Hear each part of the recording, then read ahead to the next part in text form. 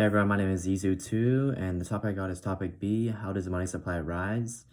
First off, we need to define a few things. Number one, reserves. This refers to the money that banks do not loan out. This money is either held in a bank's vault or deposited in the central bank. Number two, the desired reserves, the amount of money in reserves a bank wants to hold. Number three, the desired reserve ratio, a bank's reserves divided by its total liabilities.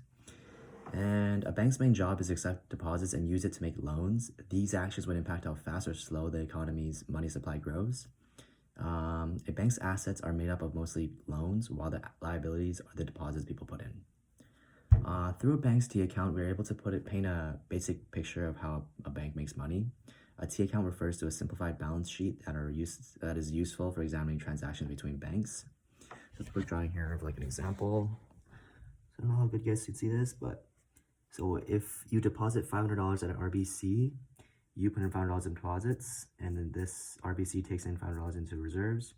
They then loan out $400, which another person receives, and they would have to eventually pay it back to the bank. And we know this because the reserve ratio in this example is 0.20, or 80% of it will be in loans, and 20% must be in reserves. Yeah. And then deposit multiplier, this tells us how much money supply or checking accounts will increase from a given deposit. The formula for it is deposit multiplier equals 1 over the reserve ratio. And I have an example of this again, just add it on to the previous one. So deposit multiplier rate formula, 1 over the reserve ratio. In this case, 1 divided by 0.2, which gives us 5. And an increase in money supply equals initial deposit times deposit ratio. So initial deposit $500 times 5 equals $2,500. So it increased in $2,500 in the money supply. The reserve ratio must also be the same for every bank in order for this formula to work.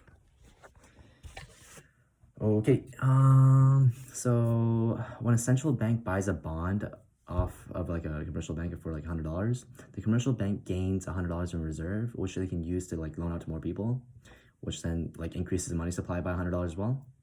On the contrary, if a central bank sells a bond for $100 off to like a commercial bank, the commercial bank must use the reserve money in order to buy it, which in return causes them to lose $100. And as a result of this decrease in reserve money, the money supply goes down by $100. Banks also loan out to each other at the target overnight interest rate, which can also like increase or decrease the money supply. Once banks' reserves go up, they often increase the amount of loans they are willing to make, which again further increases the money supply. So the money supplies, or since they do not need that much money in the reserves, usually about 10%. And thank you.